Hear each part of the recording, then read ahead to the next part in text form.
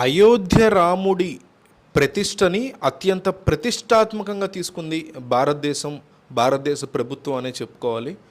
కొందరిది ఓట్ల కోసమని, కొందరిది మతం కోసమని, దేవుడి కోసమని రకరకాల వ్యాఖ్యలు వినిపిస్తూ ఉన్న ఈ తరుణంలో ఈ కార్యక్రమాన్ని మాత్రం అత్యంత అట్టహాసంగా నిర్వహిస్తోంది భారత ప్రభుత్వం. నరేంద్ర మోడీ దీని మీద చాలా ప్రెస్టీజియస్గా తీసుకున్నారు దీన్ని. కోర్స్ ఓట్ల కోసమే, ఇంతకు మించి ఈ దేశంలో ఏ రాజకీయ నాయకుడు ఏది చేయడు ఓట్ల కోసం కాకుండా.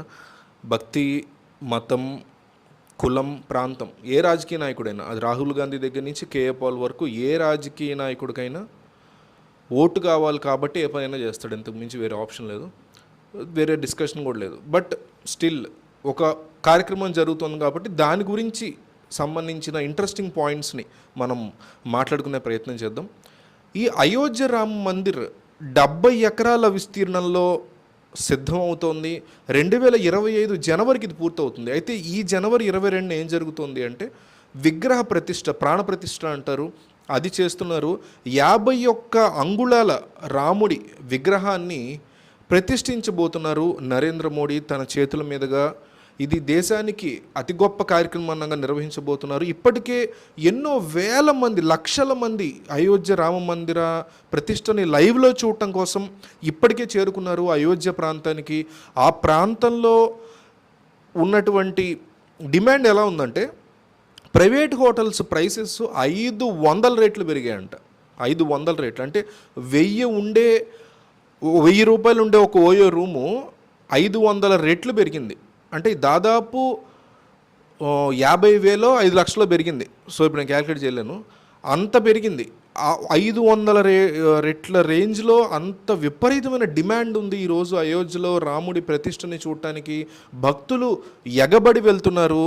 సో ఏదైతే ఈ ప్రాంతం ఉందో బాబ్రీ మసీద్, ఆ తర్వాత జరిగినటువంటి సుప్రీంకోర్టు డెసిషన్స్, ఆ బాబ్రీ మసీద్ కూల్చివేత అంశాలు, ఆ తర్వాత ఈ ప్రాంతం మొత్తం కూడా రాముడి యొక్క గుడి ఉండాలి అని సుప్రీంకోర్టు తీర్పు రావడం, దాని మీద ప్రభుత్వం కూడా ముందుకు వెళ్ళడం, ఇవన్నీ జరుగుతున్నటువంటి తరుణంలో ఒక్కొక్క ప్రాంతం నుంచి ఒక్కొక్క అంశాన్ని ఇక్కడ ఉన్నటువంటి ఈ మందిర నిర్మాణం కోసం తీసుకున్నారు. హైదరాబాద్ నుంచి మన తలుపులు తీసుకున్నారు, డోర్స్ ఏవైతే రామ మందిరం యొక్క పెద్ద పెద్ద దర్వాజాలు ఉంటాయో వాటిని హైదరాబాద్ నుంచి ఇంపోర్ట్ చేసుకుని లోకల్గా అక్కడి నుంచి బిల్డ్ చేశారు. అట్లాగే రాజస్థాన్ నుంచి పింక్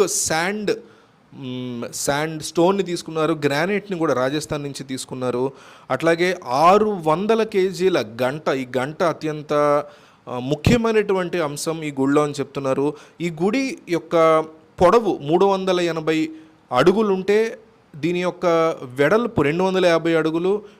టెంపుల్ యొక్క ఎత్తు వచ్చేసి 160 అడుగుల వరకు ఉంటుంది. 3 అంతస్తుల గుడి కింద దీన్ని నిర్మాణం చేపడుతున్నారు. ఈ గుడి ప్రాంగణం మొత్తంలో కూడా ఈ 70 ఎకరాల విస్తీర్ణంలో కంప్లీట్గా ఒక్క రామ మందిరమే కాకుండా 7 డిఫరెంట్ టెంపుల్స్ను కూడా కడుతున్నారు. అంటే భవిష్యత్తు తరాలు ఎన్ని వందల సంవత్సరాలు అయినా కూడా ఇదొక గొప్ప పర్యాటక ప్రదేశంగా అవ్వాలి. ఈ దేశం గురించి మాట్లాడుకున్నప్పుడు విదేశీయులైనా ఇంకొకళ్ళైనా ఈ దేశం గురించి మాట్లాడుకున్నప్పుడు ఈ గుడిని సందర్శించాలి అని కేవలం భారతీయులే కాకుండా విదేశీయులు కూడా, హిందువులే కాకుండా పరమతం వాళ్ళు కూడా ఒకసారి చూద్దాము ఇదేంటి. చాలామంది తాజ్మహల్ని విజిట్ చేస్తారు, దానికి మతంతో సంబంధం లేదు. అట్లాగే గుడి కూడా ఒక గొప్ప కళాకృతిగా, ఒక ఆర్ట్ ఫామ్గా దీన్ని రూపుదిద్దుకునేటువంటి ప్రయత్నం చేస్తున్నారు. అట్లాగే బాబ్రీ మసీద్ కూల్చివేతప్పుడు అందులో ఒక రాముడి విగ్రహం తెల్లది కనిపించింది మాకని చెప్తారు. ఆ విగ్రహాన్ని ఈరోజు ఉత్సవ విగ్రహంగా వాడుతున్నారు. లోపల ప్రతిష్ఠించే విగ్రహం ఇది కాదు. యాక్చువల్గా ఈ విగ్రహం ఏదైతే అక్కడ దొరికిందో దాన్ని రేపొద్దున ఈ వీధుల్లో, ఈ అయోధ్య వీధుల్లో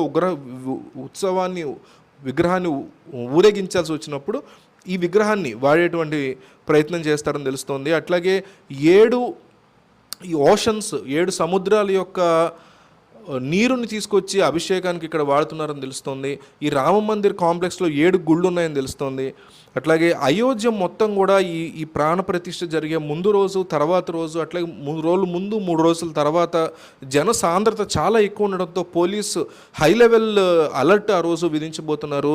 దాదాపుగా అయోధ్య మొత్తం కూడా ఎన్నో డ్రోన్స్తో దాదాపు ఒక 200 డ్రోన్స్తో అయోధ్య మొత్తం జల్లెడ పడుతున్నారు. ఎటువంటి చిన్న టెర్రరిస్ట్ యాక్టివిటీ కూడా జరగకూడదు, ఒక చిన్న మచ్చ కూడా జరగకూడదు, ఒక చిన్న యాక్టివిటీ బ్యాడ్ జరగకూడదు, అంతా సక్సెస్ఫుల్గా జరగాలని పోలీసులు చాలా స్ట్రాంగ్గా కష్టపడుతున్నారు. అట్లాగే ఇది మీరు అందరూ గుర్తుపెట్టుకోవాల్సినటువంటి అంశం, 22 జనవరి మధ్యాహ్నం 12:29 నుంచి 12:30 మళ్ళీ చెప్తా, 12:30 వరకు, అంటే 84 గంటలు. మళ్ళీ చెప్తున్నా, జనవరి 22 మధ్యాహ్నం 12:29 నుంచి 12:30 వరకు 84 సెకండ్లు కరెక్ట్గా. ఇది అతి గొప్ప ముహూర్త టైం అంట. సో ఆ టైంలో ఎట్టి పరిస్థితుల్లో టీవీస్లో కూడా ఇంట్రెస్ట్ ఉన్న వాళ్ళు చూడడం మిస్ అవ్వకండి. అందరూ చూడాలని కోరుతున్నారు వాళ్ళు, బట్ నేను ఎవరైతే ఇంట్రెస్ట్ ఉంటుందో వాళ్ళకి చెప్తున్నా, డెఫినెట్లీ ఆ టైంని మీరు దయచేసి మిస్ అవ్వకండి. 12:20 నుంచి 12:31 వరకు అవైలబుల్ ఉంటే సరిపోతుంది అనుకుంటా. 84 నిమిషాలు ఈ మధ్యలోనే వచ్చేస్తుంది. సో ఈ టైంలో ఎవరైతే ప్రాణప్రతిష్ఠ గురించి లైవ్లో చూడాలనుకుంటున్నారో వాళ్ళందరూ 12:29 నుంచి 12:30 వరకు కంప్లీట్గా అవైలబుల్ ఉండండి. అట్లాగే కరెక్ట్గా ఈ 12:29 1 అవర్ ముందు, అంటే 11:28 నుంచి ఒక పెద్ద యాగాన్ని, హవనాన్ని చేస్తారు. ఈ రెండిటితో చేస్తూ ఉండగా ఈ యొక్క 4 వేదాల పారాయణని ఒకేసారి ఇమ్మీడియట్గా స్టార్ట్ చేస్తారు. అది పారాయణ స్టార్ట్ చేస్తూ ఉండగా, యాగము హోమం జరుగుతూ ఉండగా ఈ ప్రాణప్రతిష్ఠ అనేది గంట తర్వాత మొదలవుతుంది. ఇవి జరుగుతూనే ఉంటాయి, ఇవి ఎండ్ అవ్వడానికి కూడా టైం పడుతుంది, ఇవి నడుస్తూనే ఉంటాయి. కరెక్ట్గా అవి స్టార్ట్ అయిన 1 అవర్ తర్వాత మాత్రమే ప్రాణప్రతిష్ఠ జరుగుతుంది. ఒక గొప్ప మహత్కార్యం కింద ఈ దేశం దీన్ని కన్సిడర్ చేస్తుంది. సో ఇంట్రెస్ట్ ఉన్న ప్రతి ఒక్కళ్ళు ఆ టైమింగ్స్ నోట్ చేసుకుని కంపల్సరీ చూడండి. అట్లాగే దీని గురించి ఇంట్రెస్ట్ ఉన్న వాళ్ళందరికీ నేను ఇప్పుడు చెప్పినటువంటి అంశాలు చాలామందికి తెలియకపోవచ్చు, కాబట్టి ఈ వీడియోని మీ వాట్సాప్ స్టేటస్ కింద లేదా మీ వాట్సాప్ గ్రూప్స్లో పంపించుకునేటువంటి ప్రయత్నం చేయండి. చాలా ఇన్ఫర్మేషన్ ఉంది ఈ వీడియోలో, ఇంకా నేను వీడియోస్ చేస్తాను. సో ఈ వీడియో చూసి వెళ్ళిపోకుండా కంపల్సరీ మీ వాట్సాప్ స్టేటస్ కన్నా పెట్టుకోండి, లేదా గ్రూప్స్లో, మీ ఫ్యామిలీ గ్రూప్స్లో, ఫ్రెండ్స్ గ్రూప్లో షేర్ చేయండి. Thank you.